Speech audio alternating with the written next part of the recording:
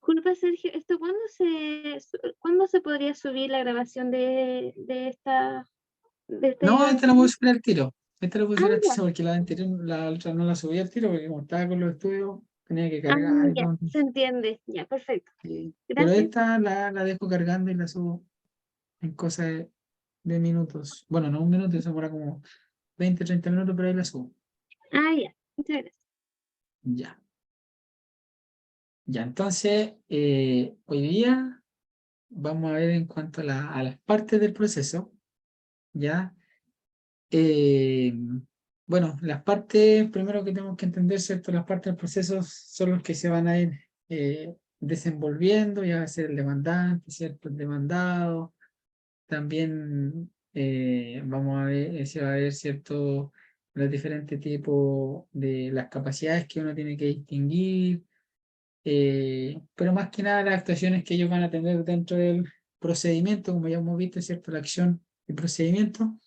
Vamos a ver cómo van a tener, ¿cierto? Este desenvolvimiento en el proceso, ¿ya? ¿Y qué es lo que primero que hay que distinguir? Bueno, hay que distinguir, ¿cierto? La capacidad para ser parte, hay que distinguir también la capacidad procesal y hay que distinguir la capacidad de petición o el jus postulandi que se le llama, ¿ya? Bueno, primero, ¿cierto? La capacidad de las partes, como en derecho civil, ¿cierto? Si no habla que todas las personas son capaces, menos que la ley, ¿cierto?, lo declara incapaces, pero en este punto de capacidad para ser parte, aquí hablamos, ¿cierto?, de la actitud legal que tienen las partes del proceso para adquirir tanto derechos como obligaciones, ¿cierto?, y poder ejercitarlas, ¿ya? Y acá hablamos, ¿cierto?, de esta capacidad para comparecer en juicio, o sea, para comparecer a los tribunales, para poder, ¿cierto?, asistir a ella, y lo que le hablamos, ¿cierto?, como capacidad procesal también, ¿ya? La capacidad para participar en el, en el proceso. Me está escribiendo.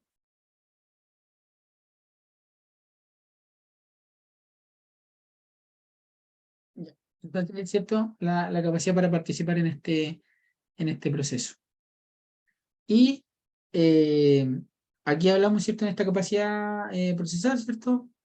Capacidad tanto de goce o como capacidad, ¿cierto?, de ejercicio. Capacidad para usar, ¿cierto?, gozar, y la capacidad de ejercicio para poder ejercitarse, ejercer la acción, ¿cierto?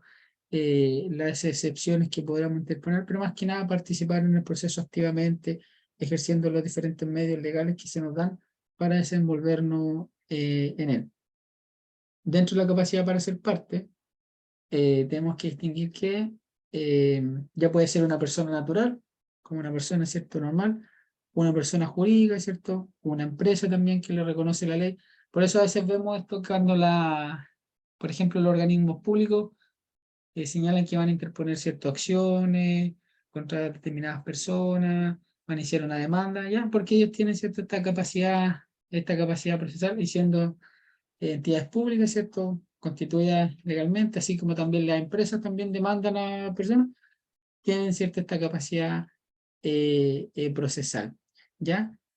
Y la capacidad, ¿cierto?, de petición o la capacidad, ¿cierto?, del jus postulandi, más que nada la capacidad para poder pedir, ¿cierto?, a los tribunales, o sea, pedir en juicio, para hacer peticiones, ¿ya? Esa es la capacidad. Y ahí, bueno, más que nada, eh, por eso se le da el jus postulandi, que normalmente en derecho se dice que en tercero, ¿cierto?, se otorga esto a los alumnos, el jus postulandi, ¿ya?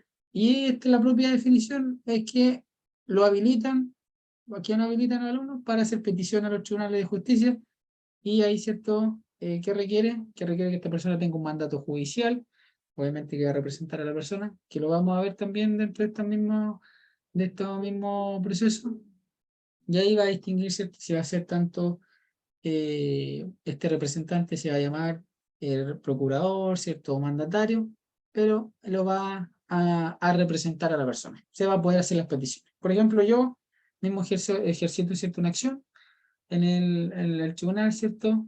Y en vez de hacerlo yo, le otorgo un mandato, ¿cierto?, a una X persona para que me represente, entonces ahí le estoy otorgando yo, tanto, tengo la capacidad para ser parte, pero eso estoy otorgando a cierta otra persona, y le estoy otorgando esta capacidad de petición, este jus postulandi, para hacer petición a los tribunales me va a representar, porque él va a tener cierto, este mandato, este, este mandato para realizarlo. ¿Ya? Entonces, ¿qué es lo principalmente? Esta capacidad, este valor para poder hacerlo. Y aquí hay que hacer las distinciones, que más que nada este cuadrito así tal cual no merece ciertas mayores intervenciones, pero si es un menor de edad, ¿cierto? Se debe, a quién deben demandar, se va a tener que interponer, ¿cierto? Un tercero, porque obviamente yo no voy a demandar al menor de edad, yo voy a demandar, ¿cierto? A sus padres. ¿Mm? No voy a ejercer la demanda, por ejemplo, un niño de 9 años contra Juanito Pérez, no voy a ejercer contra Juanito Pérez, sino contra los papás, ¿cierto? De Juanito Pérez. Entonces ahí estoy demandando, ¿cierto? A un tercero. Y, bueno, obviamente, ¿cierto? Tiene que actuar representado, ¿cierto? O autorizado, ¿cierto? Por su padre o madre, ya en los menores de edad. Esa es la distinción que importante que se tiene que hacer. Y por eso es que se dirige la acción, ya sea, ¿cierto? Contra el padre o la madre que ejerce la patria potestad, y en el caso que se llegase, ¿cierto?, a negar que hubiera toda esta negativa por parte de los padres, ahí se nombra un jurador para que le represente. Pero, ¿qué más que nada ustedes tienen que distinguir en esto? Lo principal. Si es menor de edad, no se interpone contra él, sino contra un tercero, ¿cierto? En este caso van a ser sus padres. Y si él tiene que participar, ¿cierto?, en juicio, tiene que ser autorizado por sus padres o ser representado mayormente. Y si un interdicto, que ahí la interdicción, ¿cierto? Eso lo declaran los tribunales, porque tiene alguna incapacidad, ¿cierto? Demencia, a ese motivo, ahí lo asume, ¿cierto? El curador en que es nombrado. O sea, él no va a poder ejercer esta capacidad propiamente tal de comparecer a los tribunales, sino lo tiene que ser este representante. ¿Ya? Más que nada eso distingue. Pero ¿qué es lo principal de esto? La capacidad. La capacidad, ¿cierto? Es lo principal. Y estas dos excepciones que se tienen. La legitimación, vemos que es algo que hemos visto, ¿cierto? En varias partes anteriores, o en temas anteriores, pero principalmente, ¿qué es lo que significa esto? Que esto tiene que ser ejercida con quien es dueño de la acción, pues, o sea, quien es el titular. O sea, no cualquiera va a venir a ejercerla, por así decirlo. Entonces, si yo soy, por ejemplo, yo soy el perjudicado con, no sé, pues con el tema de los del Linde, eh, por ejemplo, si me pasara un vecino mi terreno, se pasó de mi terreno, ¿cierto? Unos cuantos metros, obviamente no va a venir, no sé, una persona, un vecino como de 5 casas para allá que no tiene ningún interés en lo anterior a tratar de demandar, ¿cierto? Al vecino que se me pasó, no va a tener esta legitimación, sino que la tiene que ejercer, ¿cierto? Quien sea el titular de este derecho. Y por eso es que se habla el que dio origen, ¿cierto?, a la relación material o a los sucesores. En caso que muera la persona, ¿cierto?, los herederos podrán ejercer las acciones. Y ahí vemos la activa o la pasiva, ¿cierto? La activa para poder actuar pues, haciendo acciones, peticiones a los tribunales, ¿cierto? Y la pasiva en el punto de vista para defenderse del demandado, ¿cierto? Y ejercerla también el titular como tal. ¿Ya? En cuanto también a las partes, también vamos a tener pluralidad de partes, ya sea, ¿cierto?, sea un rol activo, sea un rol pasivo, ¿cierto? Un rol mixto. El momento, ¿cierto?, que va a surgir va a ser originario, sobreveniente, necesario, ¿cierto? Y ahí se habla de propio, impropio y voluntario, ¿ya? Pero más que nada, aquí estas clasificaciones no tienen mayores complejidades. Por ejemplo, si es activo, aquí van a ser, ¿cierto?, los actores o el demandante, ¿cierto? Y un demandado, ¿cierto? Hablamos de este rol activo, ¿ya? Ahí hablamos de atendiendo, ¿cierto?, los sujetos que la forman. Es pasivo, ¿cierto? Ahí hablamos de los demandados, ¿cierto? Porque ahí van a ejercer su defensa, las excepciones, todo lo necesario, ¿cierto?, para, para participar en el proceso. Y mixto, cuando sean varios, ¿cierto? Cuando sean conjuntamente varios demandantes y varios demandados, ahí se reúnen. Entonces, activo demandante, pasivo demandado, mixto, se reúnen, ¿cierto?, los dos en este proceso. En una parte activa, una parte pasiva y una parte mixta. ¿Ya? Bueno, según el momento, ¿cierto? Que se originan, ya sea las partes pueden iniciar, por ejemplo, en el inicio del juicio, desde el primer proceso, desde la notificación de la demanda, ¿cierto? Desde la contestación de la demanda, ellos tienen una participación, ¿cierto? Activa en esta materia, ¿cierto? Porque se deducen varios demandados, varios demandantes. Por eso hablamos de pluralidad de partes. Ahí estamos hablando pluralidad de partes. Estamos hablando varios demandantes, varios demandados. ¿Ya? Entonces, aquí van a tener, ¿cierto? Si va a ser originario, va a ser desde la primera parte. O sea, la demanda se inicia contra varias personas, entonces va a ser originario. Y si durante el transcurso del proceso, ¿cierto? Se forma con posterioridad, ¿cierto? La notificación de la demanda, después de que ya el juicio ya se ha contestado a la demanda, va a ser sobreveniente. Más que nada tiene la misma relación con los propios términos. ¿Y cuándo ocurre esto? Cuando vienen los terceros, ¿ya? Adelante también se ven los terceros, pero sobreveniente normalmente es cuando vienen tercero al juicio, ¿ya? Y ahí ellos van a ejercer acciones porque tienen un interés propiamente tal, ¿cierto? Y al tener cierto este interés, van a participar y ahí ya no va a ser uno solamente, sino van a ser varios.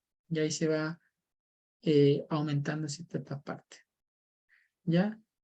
Bueno, si es voluntaria, bueno, acá más que nada no habla, ¿cierto? Voluntario no tiene ninguna obligación de asistir las partes, se va a depender de la voluntad de ellos como colitigantes, ¿cierto? Espontáneamente, si ellos desean, lo hacen o no, por eso no tiene una mayor explicación, pero más que nada ellos simplemente va a depender de la voluntad que ellos tengan de participar en el proceso. Si ellos intervienen, pues bien, se va a formar esta pluralidad de partes, pero si no intervienen, no va a afectar en nada porque el juicio, ¿cierto? Va a continuar su curso normal. Entonces, por eso es voluntario. Pero si aquí es necesaria, ¿ya? Si aquí es necesaria es cuando la ley, ¿cierto? Exige, o sea, la ley establece que deben estar todas las partes conjuntamente, ¿ya? Y ahí, ¿cierto? Ellos deben, en determinados casos, la ley, ¿cierto? Les va a señalar que ellos participen y ahí lo van a tener que hacer todo en forma conjunta. Y ahí hablamos, ¿cierto? De este carácter propio o impropio. Bueno, propio, ¿cierto? Cuando la ley expresa claramente que van a ser, ¿cierto? Los varios sujetos de la relación procesal que van a tener que obligatoriamente, ¿cierto? Demandar desde el punto de vista que vemos anteriormente, sea activa o pasiva, ¿cierto? Pero van a tener que ejercer la acción. Y bueno, la impropia cuando la ley, ¿cierto? Normalmente no señala expresamente que las partes, ¿cierto? Deban actuar, ¿cierto? Tener la relación jurídica en el juicio por tener propiamente tal. No señala, ¿cierto? Las partes que tengan que intervenir, pero deben hacerlo. Normalmente nuestro derecho, ¿cierto? Se aplica de manera impropia porque la ley, ¿cierto? No define quiénes determinadamente deben participar, sino que en el juicio, como hemos visto, van a poder participar terceros que tengan interés, ¿cierto? En las acciones, van a poder, ¿cierto? Intervenir en el proceso mediante ellos tengan perspectiva interés en el resultado del juicio. Entonces vemos que principalmente se ve el carácter impropio, donde la ley, ¿cierto? No señala claramente las partes que se va a formar la relación jurídica. En cambio, en el punto de vista propio, solamente la ley señala las partes en que se va a formar la relación jurídica y ellos van a intervenir, ¿cierto? No va a haber otra intervención de más. Pero en los juicios normales, por ejemplo, si uno necesita un juicio de herencia, que normalmente, ¿cierto? Intervienen los herederos, o los juicios, ¿cierto? De partición de bienes, los juicios de la comunidad, ahí participa, ¿cierto? La mayoría de las partes, ya que tengan interés en ello, y a veces se van sumando, dependiendo del interés que ellos vayan teniendo, se van sumando. Entonces vemos que la ley no señalamente cierra la relación jurídica a esto, ¿ya? Pero ¿qué tienen que tener ustedes presentes? plural y aparte. Activo, demandantes, pasivos, ¿cierto? Demandados, mixto, demandante, demandado. Originario, partieron desde el inicio del juicio hasta el final, sobreviniente, se fueron sumando más partes durante el proceso. ¿Ya? Voluntario, tiene la voluntad para seguir, es necesario cuando la ley exige que éstas intervengan en los procesos. ¿Ya? No mayores explicaciones en ese proceso. Y cuando viene, ¿cierto? Aquí ya estos terceros se basan en esta clasificación de el momento en que ellos surgen, que va a ser de manera sobreviniente, ¿cierto? Que ahí es donde se van sumando estos terceros, va a ser el interesado, el interviniente o el indiferente. Bueno, más que nada interviniente, porque va a intervenir el juicio. Indiferente no tiene interés en el resultado del juicio, ¿ya? Pero ¿cuál es lo que le importa en realidad dentro de esta clasificación? Y que lo más probable es que si a ustedes les preguntan, les van a preguntar esto, van a ser los interesados, ¿ya? Que son los terceros que siempre van a preguntar. Los terceros independientes, los terceros excluyentes o los terceros coadyuvantes, ¿ya? Y bueno, dentro de esto, ¿cierto? Cada una, el tercero independiente es el que va a tener un interés. Va a tener, porque obviamente interesado, interés en el juicio, pero no necesariamente va a ser igual o va a ser compatible, ¿cierto? Con el propósito de la demanda, ¿ya? Por eso se habla independiente, porque él tiene un interés, ¿cierto? Es interesado en el juicio, pero no necesariamente se va a relacionar con la propia demanda. Por ejemplo, si yo estoy demandando, no sé, la resolución de un contrato y el tercero interviene en el proceso, no sé por qué él quiere que con el perjuicio, ¿cierto?, de la resolución del contrato, probablemente no se paguen la renta, él va a intervenir, ¿cierto?, en el proceso a pedir que se pague, ¿cierto?, la renta de arrendamiento. Entonces, si bien tiene relación con el proceso, pero él, ¿cierto?, no está ejerciendo la misma acción que hizo el demandante. El demandante pidió la resolución del contrato de arriendo, pero el tercero, ¿cierto?, está pidiendo el pago, ¿cierto?, que se hagan de las rentas por el perjuicio económico que le pueda generar, ¿ya? Y ahí se hablaban también en los juicios ejecutivos, que se hablaban normalmente en las intervenciones que se pueden realizar, pero eso es principalmente, ¿ya? El independiente tiene ese valor. Y después tenemos los terceros excluyentes. Los terceros excluyentes aquí son derechos incompatibles. O sea, hablamos que él interviene en este proceso, pero son incompatibles con los demandantes, ¿cierto? Y los demandados. O sea, ya aquí no es diferente al independiente, porque un independiente sí tiene un interés, se relaciona, ¿cierto?, con el asunto litigioso, pero no necesariamente con la acción deducida o con el demandante, ¿ya? En cambio, el excluyente aquí no tiene relación, ¿cierto?, con los derechos que está pidiendo el demandante, ni sobre la cosa, ¿cierto?, litigada, completamente excluyente. Pero para poder él participar, se le dan algunas cláusulas que él tiene que aceptar todo lo que se haya obrado en el juicio, o sea, todo lo que se haya realizado. No sé si ya ha habido pruebas, si no se han aceptado, él va a tener que aceptarla. Si ya se ha contestado la demanda, él también va a tener que aceptarla en esa materia, ¿ya? Entonces aquí vemos estos ejemplos. Y ahí, bueno, cuando se hablaba de algún ejemplo, se hablaba de las tercerías de dominio o posesión, ¿cierto?, dentro del juicio ejecutivo, de la posesión de los bienes, que eso lo van a definir ustedes más adelante, pero que tienen que tener claro esto si ustedes les preguntan el concepto de cada uno de ellos, ¿ya? Independiente tiene interés, ¿cierto?, con el asunto, ¿cierto?, litigioso, pero no necesariamente con la acción que ejerce o la posición del demandante. El excluyente no tiene nada, o sea, es incompatible completamente, pero él, ¿cierto?, va a ejercer la acción y debe aceptar, ¿cierto?, todo logrado. Y el tercero, el coadyuvante, son los que tienen el interés directo con el resultado del juicio, ¿ya? Aquí vemos que van, ¿cierto?, avanzando en este proceso. Entonces ellos tienen resultados, ¿cierto?, con el juicio y él se relaciona armónicamente, o sea, positivamente con el demandante, ya en cuanto a las acciones que él puede ejercer. ¿Y cómo normalmente se le habla? Que este es el colaborador, por así decirlo, del demandante, o sea, le va a apoyar, porque obviamente en el proceso, como él va a tener un interior resultado del juicio, va a poder hacer peticiones, ¿cierto?, a los tribunales, va a ejercer acciones. ¿Para qué motivo? Para que el juez al momento de resolver considere todas las peticiones que él esté realizando. Entonces vamos viendo que hay un interés propiamente tal, hay un interés, ¿cierto?, en el resultado de él. ¿Ya? Eso es lo importante. En la comparecencia en juicio, ¿va a decir algo, Carlos?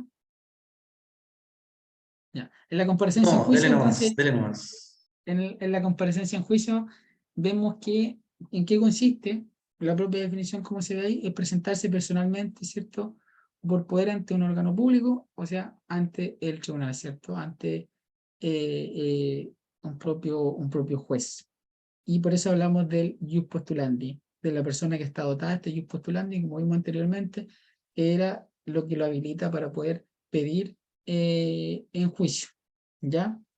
¿Y qué se exige para esta comparecencia en juicio, cierto?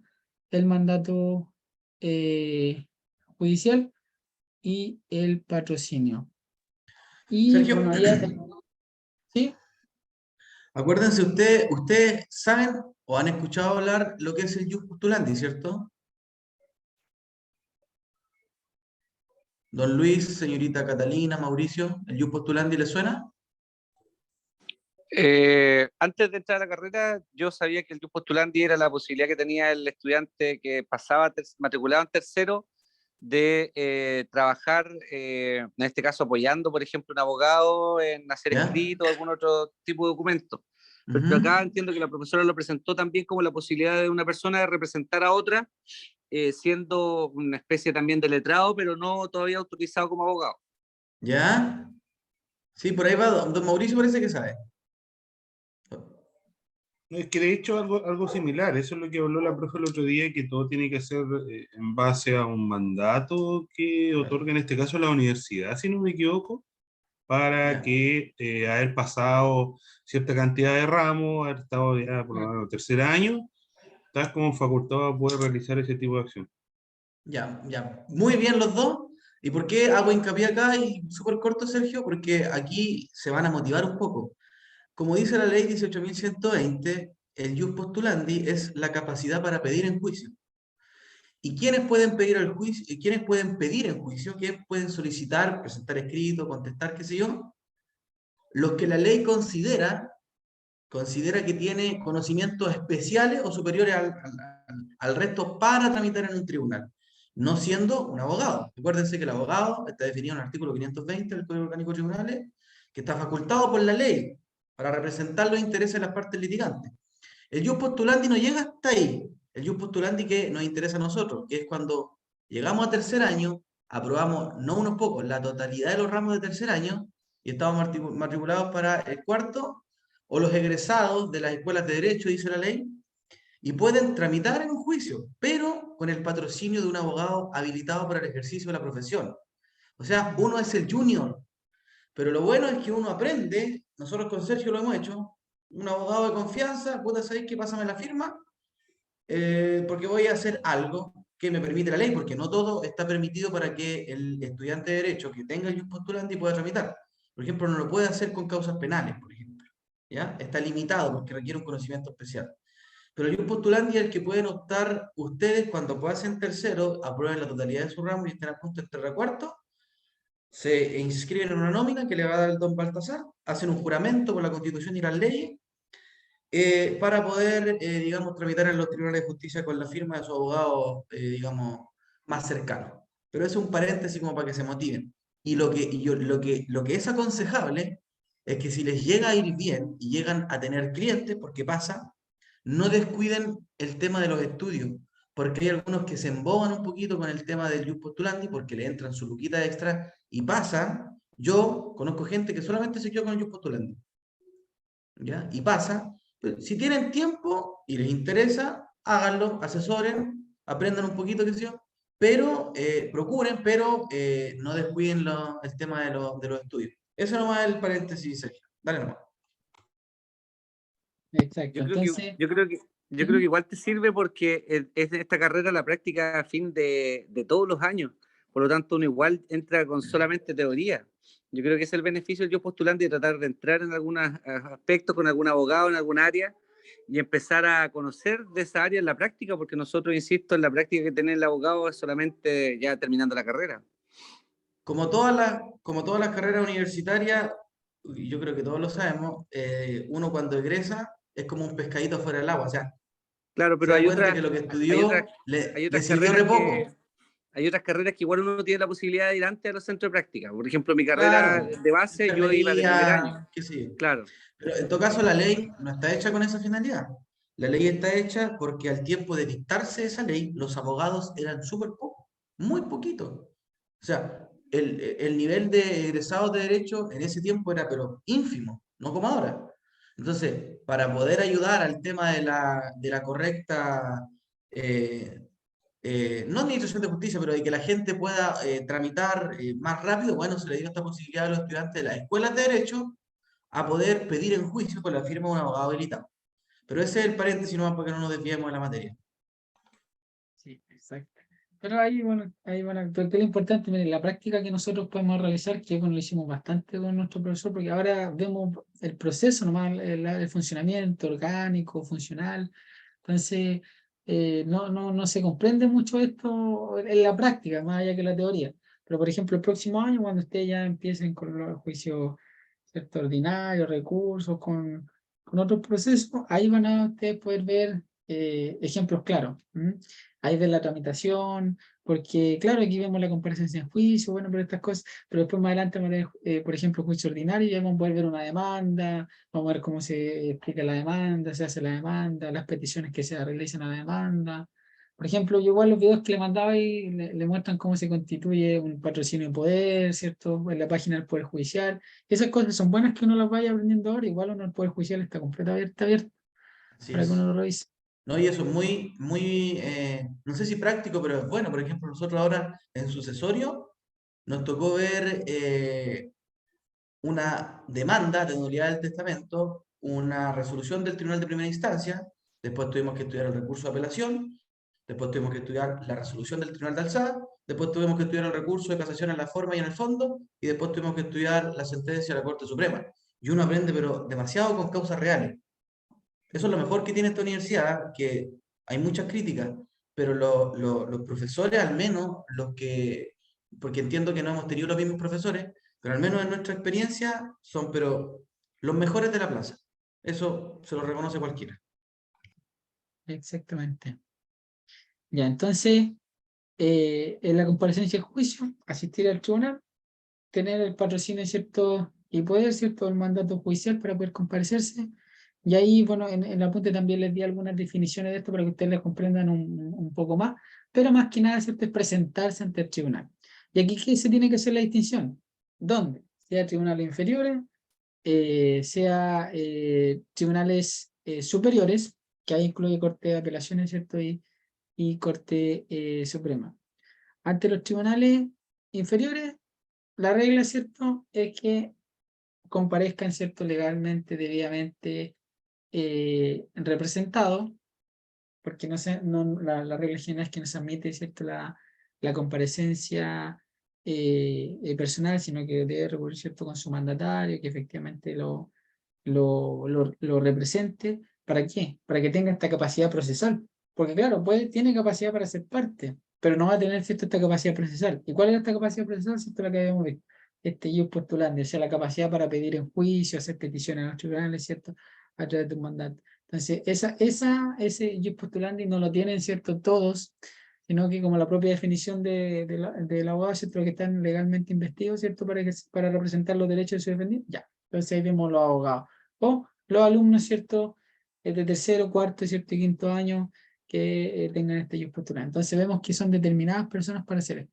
Entonces se requiere estar representado. Lo mismo con el caso de los incapaz, ¿cierto? Van a intervenir los tribunales inferiores sus representantes legales. Eso es lo principalmente. ¿Ya? Bueno, hay algunas acciones, ¿cierto?, que en los tribunales inferiores, por ejemplo, los tribunales de familia. En los tribunales de familia puede haber casos en que las partes, ¿cierto?, intervienen ellos personalmente en el proceso, porque la ley lo autoriza, ¿ya? Y ahí vemos, ¿cierto?, algunos ejemplos que los tribunales inferiores, ¿cierto?, pueden asistir personalmente. Ahí, bueno, en el apunte igual les coloqué el tema de la familia para que ustedes lo revisen, pero en las tribunales inferiores, ¿cierto?, en materia de familia, hay casos en que intervienen las partes personalmente, Y ¿ya? ojo que ahí también hay un nicho atacable para el estudiante de Derecho, ¿ah? Porque uno le dice, mire, ¿sabe qué? Hagamos como que usted está actuando, pero yo le voy a hacer todos los escritos que decir. En policía local también pasa. Por ejemplo, no sé, un daño en choque, dependiendo del avalúo, obviamente, puede actuar por sí la persona y uno también puede hacer como que la persona está actuando, pero uno en realidad presenta lo escrito, que sé yo. También es interesante para que tengan ahí un conocimiento, por si acaso. Después en los tribunales superiores tenemos la Corte de Apelaciones. Bueno, aquí también tienen que, hay ciertas actuaciones que se deben realizar en la Corte de Apelaciones que requieren debidamente estar representados por mandato judicial, pero hay casos que no. Por ejemplo, el recurso de amparo, el recurso de protección le puede interponer cualquier persona.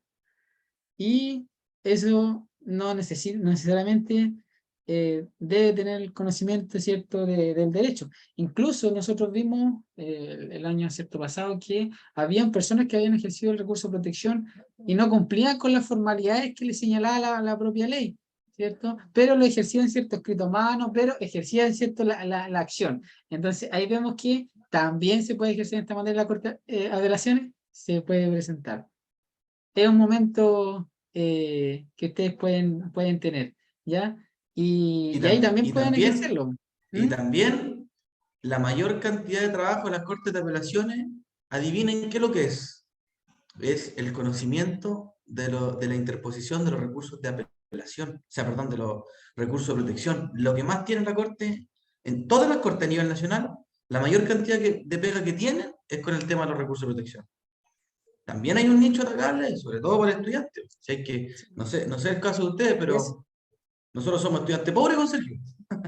Tenemos una actividad laboral, pero de repente es bueno ahí lucrar con, como dice el profesor bueno, Peñafiel, pueden el hacer conocimiento no se regala. recurso, pueden hacer recurso de protección desde ahora si quieren, porque lo puede ejercer cualquier persona sin ningún problema. Uno saca los formatos que están en internet y ejercer más que nada cumplir con esa materia. La petición que no haga los tribunales y los derechos que no tengan.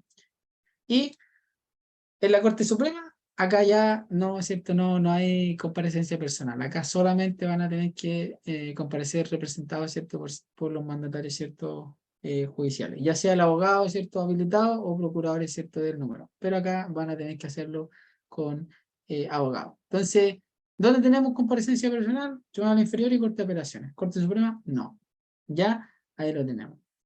Bueno, ahí, ¿cierto? Ahí vemos, ahí, bueno, el punto, ¿cierto? Que se establece en la planilla, ¿cierto? En la regla general que sea por mandatario y abogado, pero ahí están las excepciones cuando el juez autoriza a la parte a comparecer y defenderse personalmente, cuando el procedimiento, ¿cierto?, se sustancia en aquellos departamentos en que el número de abogados sea inferior a 4, que normalmente eso no pasa. El proceso originado a partir del ejercicio de recursos de protección y amparo, ¿cierto?, lo que vimos. Cuando la parte actúe como denunciante en un proceso de naturaleza criminal y de policía local, ¿cierto? Que también, ¿cierto?, eso lo hablamos. Ahí tenemos, ¿cierto?, esas excepciones que ustedes tengan. Pero ahí con lo que yo les coloqué en el apunte, van a tener claramente. Ahí las cortes de apelaciones, ¿cierto?, regla general, abogado, ¿cierto?, mandatario, la excepción, el recurso de protección, el recurso, ¿cierto?, de amparo, y el abogado, ¿cierto?, habilitado, ¿cierto?, abogado, ¿cierto?, habilitado para el ejercicio de la acción, lo que habíamos conversado recientemente. Y la Corte Suprema no se permite, ¿cierto?, que las partes actúen en sí mismas. Ahí es lo que habíamos explicado. Ya. Aquí hay algunas excepciones dentro del proceso, que es la interrupción de la tramitación del juicio.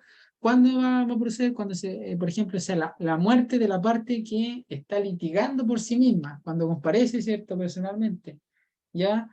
Ahí, ¿qué es lo que, por ejemplo, un recurso de protección? Yo estoy ejerciendo un recurso de protección por una vulneración, ¿cierto?, de mi derecho, el artículo 19, cualquiera de los que estén ahí. ¿Y qué va a producir?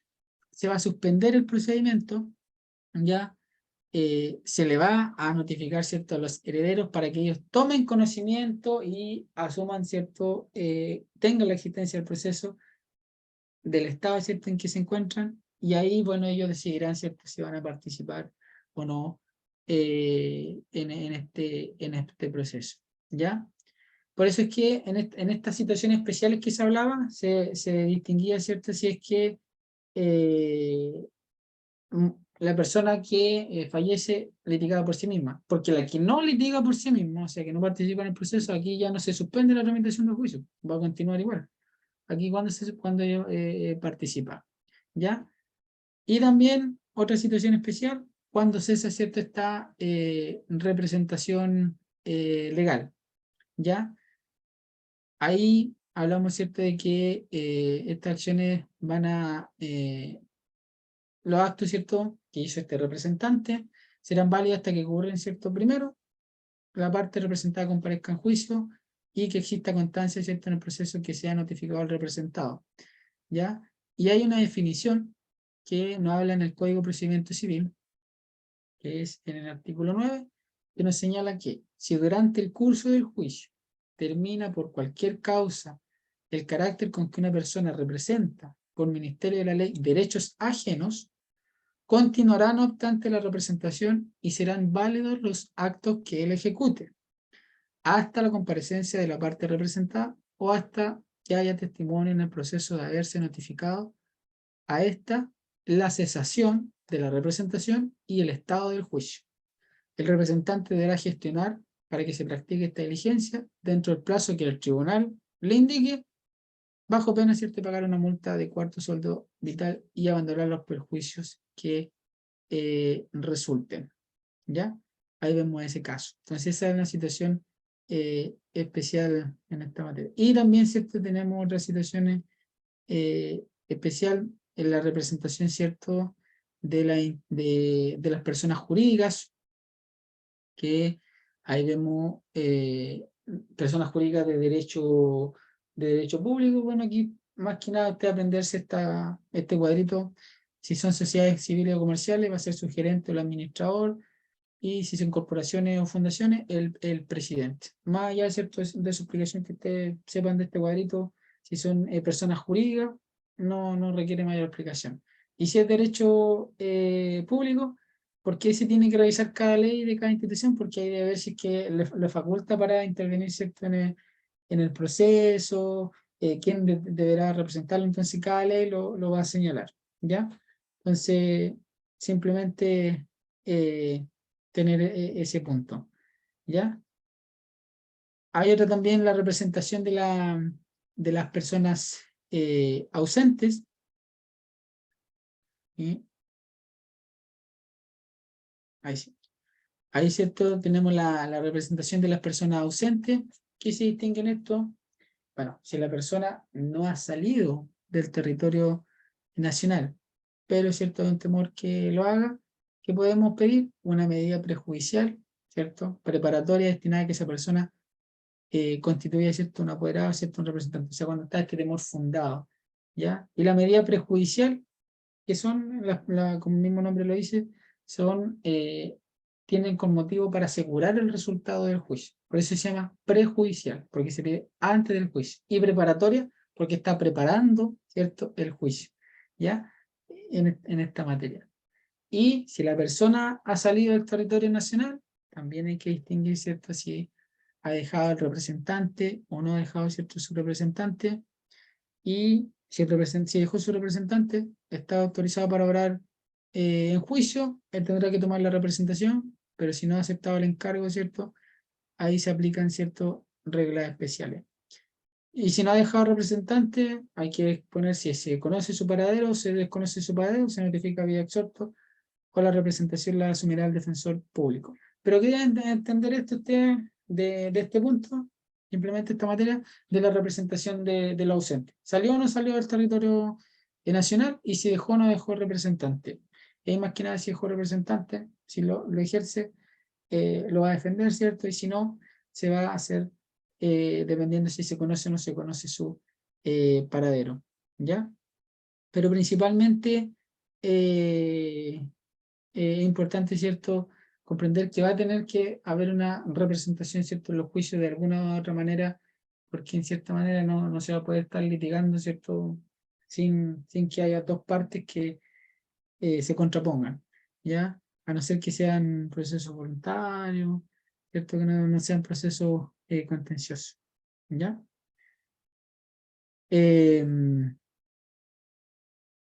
Bueno, por el tiempo, como le había dicho, que íbamos a hacer como media hora, ¿cierto?, 40 minutos, vamos a dejarlo hasta aquí para mañana continuar y tengamos también otra sesión que no sea tan agotadora, porque igual es interesante la materia, igual no son tantas diapositivas, ¿ya? Yo igual les voy a seguir mandando apuntes, voy a procurar hacer un mini formulario que uno llena con una aplicación y mandarle un link para que ustedes respondan y se autoevalúen en cuanto a sus conocimientos, ¿ya? Este va a ser súper práctico, o sea, ustedes pinchan ahí y responden las preguntas para que se vayan auto evaluando, ¿ya? Y ahí les voy a mandar algunos videos para que ustedes lo vean. No sé si alguien tiene alguna pregunta. ¿Algo? Sí, yo solamente que tengas cuidado con los videos que vas a subir, no vaya a equivocarte por ahí. No, los videos no hay problema. Muchas gracias, Sergio. ¿eh? Le agradezco. Ya, bueno, no hay problema. Así que mañana nos vemos. Que estén muy bien. Listo, muchas gracias. Gracias, Sergio. Gracias, Carlos. Nos vemos. Chao, que estén Chao. bien. Chao. Chao, chao.